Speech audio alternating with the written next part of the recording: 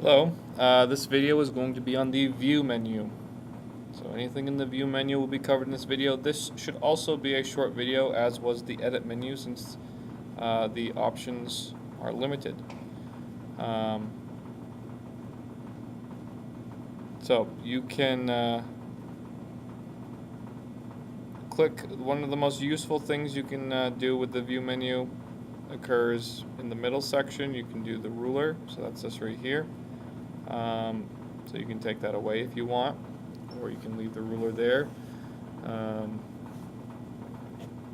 So the ruler basically tells you, you can see that I have a 1-inch margin here, and I have a 1-inch margin over here because this is a typical sheet of paper. It's 8.5 or so inches. It's supposed to be roughly 8 to 8.5 inches long on the top.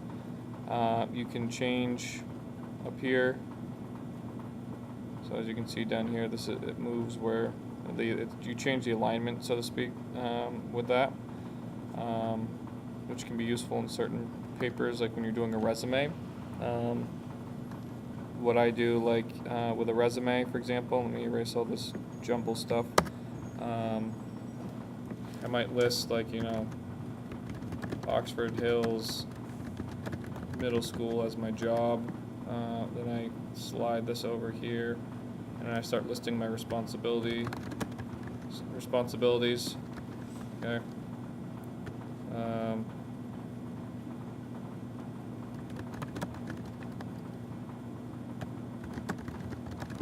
Okay, so all my responsibilities. Sometimes I'll even then highlight them. Click the bullets. Okay, and that's kind of a nice professional way to kind of show your, here's where I worked, and then, it looks really visually, it's more appealing to, then you got the indent that I created right here with the little arrow marker, and I bolted it, and so here's all of my responsibilities. And then if you want, click enter, get rid of the bullet, hitting backspace, and you can go on to your next job, move the arrow again, and start typing some stuff. Okay. And so if you ever want to move the arrow back, like let's say we move the arrow up here and we start typing the next line, your cursor's there, but you don't want it there. You want your cursor to go back to where it normally does, so you want this arrow go back all the way to the left. Just hit backspace, okay? It'll go all the way back to the left. But if you're not going to utilize that function, you just want to see more of the page, just get rid of the ruler, and it gives you more viewing space. You can also view the equations toolbar right here. Now, most people aren't going to use this unless you're trying to create like a math textbook of some sort. You have different options over here for functions, so you can put in different symbols. There's also an option to create a fraction, to create a number under a square root sign, to do a square root that, you can do like a cube root, a fourth root, a fifth root, things like that. All kinds of options here. There's even some of these fun things to play around with. Again, most people aren't going to use that. Probably not the most important thing in the world for you to know about. So we will get rid of the equations toolbar. Although the equations toolbar is pretty convenient if you are doing stuff like that. Show spelling suggestions. These little red lines that appear under words that are misspelt, those are the spelling suggestions.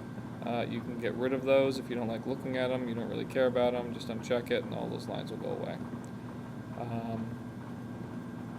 Compact controls basically makes all the controls disappear. Now the compact controls button is right here. It's the same thing.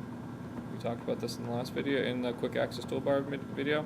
So you don't really need to go to view and compact controls when you can just click that button. Full screen will make your web browser go into full screen mode. It literally gets rid of anything and everything on your screen and makes it completely full screen.